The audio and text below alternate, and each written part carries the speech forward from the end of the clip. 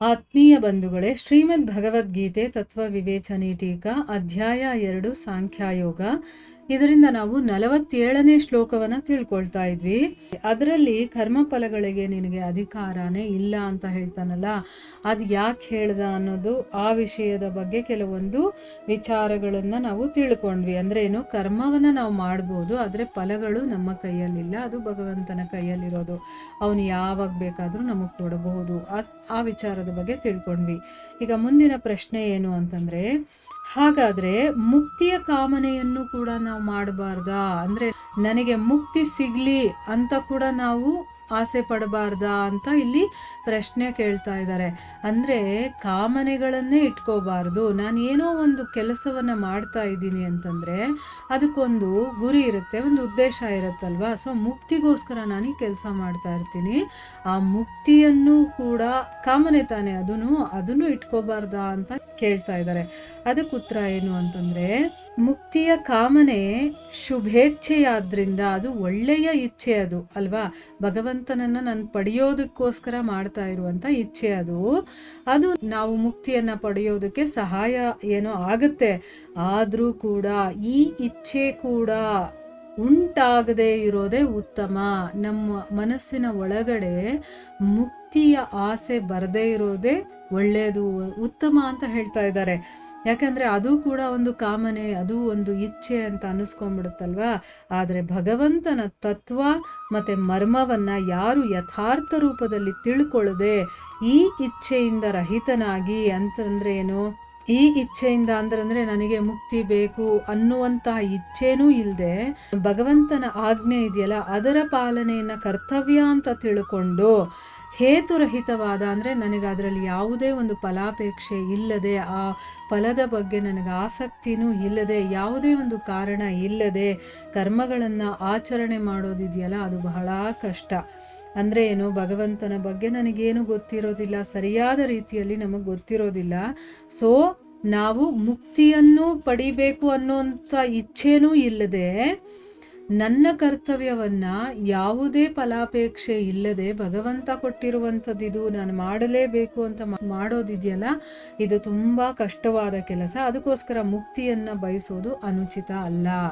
ಈಗ ಫಲಾಪೇಕ್ಷೆ ಬೇರೆ ಯಾವುದೋ ಒಂದು ನಾನು ಭೋಗಿಸ್ಬೇಕು ಅಂತ ಅದಕ್ಕೆ ನಾನು ಏನೋ ಒಂದು ಕೆಲಸ ಮಾಡಿಕೊಂಡು ಆ ರೀತಿ ಇರೋದಕ್ಕಿಂತ ನಾನು ಮುಕ್ತಿಯನ್ನ ಪಡೆಯೋದಕ್ಕೆ ಕೆಲಸ ಮಾಡಬೇಕು ಅಂತ ಫಲಾಪೇಕ್ಷೆ, ಅಂದರೆ ಮುಕ್ತಿಯ ಒಂದು ಅಪೇಕ್ಷೆ ಇಟ್ಕೊಂಡು ನಾನು ಒಳ್ಳೆ ಕರ್ಮಗಳನ್ನು ಮಾಡ್ತೀನಲ್ಲ ಅದು ಒಳ್ಳೆಯದೇನೆ. ಆದರೆ ಮುಕ್ತಿಯ ಇಚ್ಛೆಯನ್ನೂ ಕೂಡ ಇಟ್ಕೊಳ್ದೆ ಕೆಲಸ ಮಾಡ್ತಾನಲ್ಲ ಅವನು ನಿಜವಾಗ್ಲೂ ಬೇಗ ಮುಕ್ತಿಯನ್ನು ಪಡ್ಕೊಳ್ತಾನೆ. ಆ ಒಂದು ಆಸೆಯನ್ನು ಯಾವಾಗ ಬಿಟ್ಬಿಡ್ತಾನೋ, ಅದರ ರಹಿತವಾಗಿ ಅವನು ಕೆಲಸ ಮಾಡ್ತಾನೋ, ಆಗ ಮುಕ್ತಿ ಅನ್ನೋದು ಬೇಗ ಸಿಗತ್ತೆ. ಈ ರೀತಿಯ ಒಂದು ಭಾವನೆ ನಮ್ಮಲ್ಲಿರುತ್ತಲ್ಲ, ನನಗೆ ಮುಕ್ತಿ ಬೇಕು, ಅದಕ್ಕೋಸ್ಕರ ನಾನು ಈ ಕೆಲಸಗಳನ್ನು ಮಾಡಬೇಕು ಅಂತ, ಅದು ಕೂಡ ಅಂದರೆ ಮುಕ್ತಿಯ ಇಚ್ಛೆ ಇದೆಯಲ್ಲ ಆ ಭಾವನೆ ಕೂಡ ಅಡಗಿರುವಂಥ ಒಂದು ಮುಕ್ತಿಯ ಭಾವನೆ. ಅಂದರೆ ಒಳಗಡೆ ಒಂದು ಆಸೆ ಇದೆ ನಮಗೆ, ಆ ಆಸೆನೂ ಇದಕ್ಕೆ ಕಾರಣ. ಆ ಭಾವ ಇದೆಯಲ್ಲ ಅದು ಕೂಡ ಇಚ್ಛೆಯ ರೂಪದಲ್ಲಿ ಮುಂದೆ ಬರುತ್ತಲ್ವಾ. ಅಂದರೆ ಅದು ಕೂಡ ಒಂದು ಇಚ್ಛೆನೆ ಅಂತ ಅನ್ನಿಸ್ಕೊಳ್ಳುತ್ತೆ. ಅಲ್ಲೂ ಕೂಡ ನಾನು ಯಾವುದೋ ಒಂದು ಫಲಾಪೇಕ್ಷೆಯನ್ನು ಇಟ್ಕೊಂಡೇ ಕೆಲಸ ಮಾಡ್ತಾ ಇರ್ತೀನಿ. ಆದರೆ ಅದು ಒಂದು ಒಳ್ಳೆಯ ಉದ್ದೇಶಕ್ಕೋಸ್ಕರ, ಒಂದು ಒಳ್ಳೆಯ ಇಚ್ಛೆ ಆಗಿರೋದ್ರಿಂದ ಅದನ್ನ ಇಟ್ಕೊಳ್ಳೋದೇನು ತಪ್ಪಲ್ಲ. ಆದರೆ ಇಟ್ಕೊಳ್ಳದೆ ಇದ್ದಾಗ ನಮಗೆ ಬೇಗ ಮುಕ್ತಿ ಅನ್ನೋದು ಸಿಗುತ್ತೆ ಅಂತ ಹೇಳ್ತಾ ಇದ್ದಾರೆ. ಇನ್ನು ಮುಂದಿನ ಪ್ರಶ್ನೆ ಏನು ಅಂತಂದ್ರೆ, ಕರ್ಮಫಲಕ್ಕೆ ಕಾರಣವಾಗೋದು ಅಂತಂದ್ರೆ ಏನು? ಮತ್ತೆ ಅರ್ಜುನನಿಗೆ ಕರ್ಮಫಲದ ಕಾರಣ ಆಗಬೇಡ ಅಂತ ಹೇಳಿದಾನಲ್ಲ ಭಗವಂತ, ಅದಕ್ಕೆ ಅರ್ಥ ಏನು ಅಂತ ಕೇಳ್ತಾ ಇದ್ದಾರೆ. ಅದಕ್ಕೆ ಉತ್ತರ ಏನು ಅಂತಂದ್ರೆ, ಮನಸ್ಸು, ಬುದ್ಧಿ ಮತ್ತೆ ಇಂದ್ರಿಯಗಳ ಮೂಲಕ ಮಾಡಲ್ಪಟ್ಟಂತಹ ಶಾಸ್ತ್ರವಿಹಿತವಾದಂತಹ ಕರ್ಮಗಳಲ್ಲಿ, ಅಂದರೆ ಈಗ ಶಾಸ್ತ್ರಗಳಲ್ಲಿ ಏನು ಕೆಲಸಗಳನ್ನು ಮಾಡಬಹುದು ಅಂತ ಹೇಳಿದಾರೋ ಅದನ್ನು ಮನಸ್ಸಿನ ಮೂಲಕ, ಬುದ್ಧಿಯ ಮೂಲಕ ಅಥವಾ ಇಂದ್ರಿಯಗಳ ಮೂಲಕ ಆದರೂ ಮಾಡಿರಲಿ. ಮತ್ತು ಅದರ ಫಲಗಳಿರುತ್ತಲ್ಲ ಅದರಲ್ಲಿ ನಮಗೆ ಮಮತೆ, ಆಸಕ್ತಿ, ವಾಸನೆ, ಆಸೆ, ಸ್ಪೃಹೆ ಮತ್ತು ಕಾಮನೆ ಇದನ್ನೆಲ್ಲ ಇಟ್ಕೊಳ್ದೆ ಮಾಡೋದಿದೆಯಲ್ಲ ಅದು ಕರ್ಮಫಲಕ್ಕೆ ಹೇತುವಾಗಿದೆ. ಅಂದರೆ ನಾವು ಯಾವುದೇ ರೀತಿಯ ಫಲಗಳನ್ನು ಇಟ್ಕೋಬಾರ್ದು, ಅದರಲ್ಲಿ ಮಮತೆ ಇರಬಾರ್ದು, ಆಸಕ್ತಿ ಇರಬಾರ್ದು, ಕಾಮನೆಗಳನ್ನು ಇಟ್ಕೋಬಾರ್ದು. ಆ ರೀತಿ ಕಾಮನೆಯನ್ನು ಇಟ್ಕೊಳ್ಳೋದಿದೆಯಲ್ಲ, ಅದು ಕರ್ಮಫಲಕ್ಕೆ ಕಾರಣವಾಗುತ್ತೆ. ಯಾವಾಗ ನಾವು ಒಂದು ಕೆಲಸ ಮಾಡ್ತೀವೋ ಆ ಕೆಲಸದಿಂದ ನಾನು ಪ್ರತಿಫಲವನ್ನು ಬಯಸ್ತೀನೋ, ಇಂಥ ಫಲ ನನಗೆ ಸಿಗಬೇಕು ಅಂತ, ಆ ಫಲದಲ್ಲಿ ನಮಗೆ ಯಾವಾಗ ಆಸಕ್ತಿ ಬರುತ್ತೋ, ಮಮತೆ ಇರುತ್ತೋ, ಆಸೆ ಬರುತ್ತೋ, ಕಾಮನೆ ಇರುತ್ತೋ, ಆಗ ಕರ್ಮಫಲಕ್ಕೆ ಅದು ಹೇತುವಾಗುತ್ತೆ. ಅಂದರೆ ನಾವು ಆ ಒಂದು ಬಂಧನಕ್ಕೆ ಸಿಕ್ಕಾಕೊಳ್ತೀವಿ. ಯಾಕೆ ಅಂತಂದರೆ ಮೇಲೆ ಹೇಳಿದ ಪ್ರಕಾರದಿಂದ ಕರ್ಮಗಳಲ್ಲಿ ಮತ್ತು ಅವುಗಳ ಫಲಗಳಲ್ಲಿ ಆಸಕ್ತನಾಗುವಂತಹ ಮನುಷ್ಯನಿಗೆ ಆ ಕರ್ಮಗಳ ಫಲ ಸಿಗುತ್ತೆ. ಕರ್ಮಗಳಲ್ಲಿ ಮತ್ತು ಅವುಗಳ ಫಲಗಳಲ್ಲಿ ಮಮತೆ, ಆಸಕ್ತಿ ಮತ್ತು ಕಾಮನೆಗಳನ್ನು ಸರ್ವತಾ ತ್ಯಾಗ ಮಾಡುವವರಿಗೆ ಅಲ್ಲ. ಅಂದರೆ ಯಾರು ಆ ಫಲದಲ್ಲಿ ಆಸಕ್ತರಾಗಿರ್ತಾರೋ ಅವರಿಗೆ ಕರ್ಮ ಫಲ ಸಿಗುತ್ತೆ. ನೀನು ಒಳ್ಳೇದು ಮಾಡಿದ್ರೆ ಒಳ್ಳೇದು ಆಗುತ್ತೆ, ಕೆಟ್ಟದ್ದು ಮಾಡಿದ್ರೆ ನರಕ ಸಿಗುತ್ತೆ, ಈ ರೀತಿ ಆ ಕರ್ಮ ಫಲ ಸಿಗುತ್ತೆ.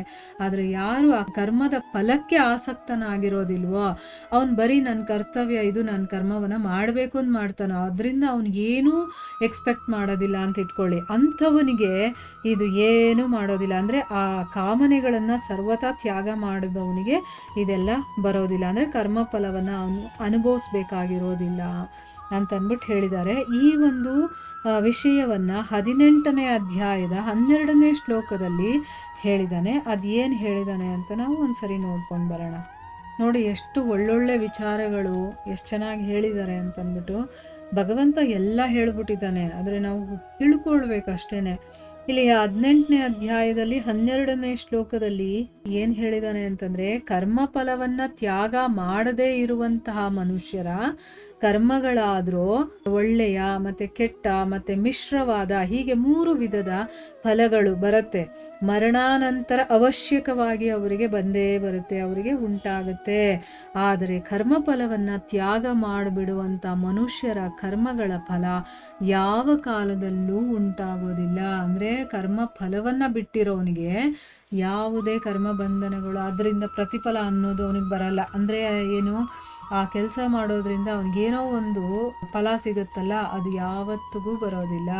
ಅಂದರೆ ನಮ್ಗೆ ಅನ್ನಿಸ್ಬೋದು, ಮತ್ತು ಯಾಕೆ ಕರ್ಮವನ್ನು ಮಾಡಬೇಕು ಅಂತ. ಕರ್ಮ ಮಾಡೋದು ನನ್ನ ಕರ್ತವ್ಯ ಮಾಡಬೇಕು, ಫಲಾಪೇಕ್ಷೆಯಿಂದ ನಾನು ಕರ್ಮ ಮಾಡಬಾರ್ದು, ಇದೇ ಇದರ ಅರ್ಥ. ಅದಕ್ಕೋಸ್ಕರ ಅರ್ಜುನನಿಗೆ ಕರ್ಮಫಲದ ಕಾರಣ ನೀನು ಆಗಬೇಡ ಅಂತ ಹೇಳಿ ಭಗವಂತ ಪರಮ ಶಾಂತಿಯ ಪ್ರಾಪ್ತಿಗೋಸ್ಕರ ನೀನು ಮಮತೆ, ಆಸಕ್ತಿ ಮತ್ತು ಕಾಮನೆಗಳನ್ನು ಸರ್ವತಾ ತ್ಯಾಗ ಮಾಡಿ ನಿನ್ನ ಕರ್ತವ್ಯ ಕರ್ಮಗಳ ಅನುಷ್ಠಾನವನ್ನು ಮಾಡು ಅನ್ನುವಂಥ ಭಾವನೆಯನ್ನು ಇಲ್ಲಿ ತೋರಿಸಿದ್ದಾನೆ. ಅಂದರೆ ಇದನ್ನೆಲ್ಲ ಬಿಟ್ಬಿಡು, ಮಮತೆ, ಆಸಕ್ತಿ, ಕಾಮನೆ ಇದೆಲ್ಲವನ್ನ ಬಿಟ್ಟು ನೀನು ನಿನ್ನ ಕರ್ತವ್ಯವನ್ನು ಮಾಡಷ್ಟೇ. ಇದು ನನ್ನ ಕರ್ತವ್ಯ, ನಾನು ಮಾಡ್ತಾ ಇದ್ದೀನಿ ಅಂತ ತಿಳ್ಕೊಂಡು ನಿನ್ನ ಕೆಲಸಗಳನ್ನು ಮಾಡು ಅಂತಂದ್ಬಿಟ್ಟು ಇಲ್ಲಿ ಹೇಳ್ತಾ ಇದ್ದಾನೆ. ಅಂದರೆ ಏನು, ಇಂಡೈರೆಕ್ಟಾಗಿ ನಮ್ಗೆ ಹೇಳ್ತಾ ಇದ್ದಾನೆ ಭಗವಂತ, ನಿಮ್ಮ ಕರ್ತವ್ಯ ಏನಿದೆಯೋ, ಅದು ನಿಮ್ಮ ಜವಾಬ್ದಾರಿಗಳೇನಿದೆಯೋ ಅದನ್ನೆಲ್ಲ ನೀವು ಮಾಡ್ತಾ ಹೋಗಿ, ಅದರಿಂದ ಫಲಾಪೇಕ್ಷೆಯನ್ನು ಅಪೇಕ್ಷಿಸಬೇಡಿ. ಭಗವಂತ ಕೊಡೋ ಟೈಮಲ್ಲಿ ಏನು ಕೊಡಬೇಕೋ ಕೊಡ್ತಾನೆ, ಕೊಡಲ್ಲ ಅಂತಂದರೆ ಅದು ನನ್ನ ಹಿಂದಿನ ಜನ್ಮದ ಏನೋ ಒಂದು ತೀರಿಸ್ಬೇಕಾಗಿರುತ್ತೆ ನಾನು, ಅದಕ್ಕೋಸ್ಕರ ಅಂತ ತಿಳ್ಕೋಬೇಕೇ ಹೊರತು ನಾವಲ್ಲಿ ಯಾವುದೇ ಕಾರಣಕ್ಕೂ ನಮ್ಮ ಮನಸ್ಸು, ಬುದ್ಧಿ, ಅಹಂಕಾರ ಏನೇ ಆಗಿರ್ಬೋದು, ಈ ಶರೀರದಿಂದಲೂ ಕೂಡ ನಾವು ಯಾವುದೇ ಇಚ್ಛೆ ಆ ಫಲಗಳನ್ನು ಅಪೇಕ್ಷಿಸಬಾರ್ದು, ನಮ್ಮ ಕರ್ತವ್ಯವನ್ನು ಮಾಡ್ತಾ ಹೋಗಬೇಕು ಅನ್ನೋದು ಇದರ ಅರ್ಥ. ಇದರ ಮುಂದುವರೆದ ಭಾಗ ಇನ್ನೂ ಇದೆ, ಅದನ್ನು ನಾವು ಮುಂದಿನ ಭಾಗದಲ್ಲಿ ತಿಳ್ಕೊಳ್ಳೋಣ. ಹರೇ ಕೃಷ್ಣ.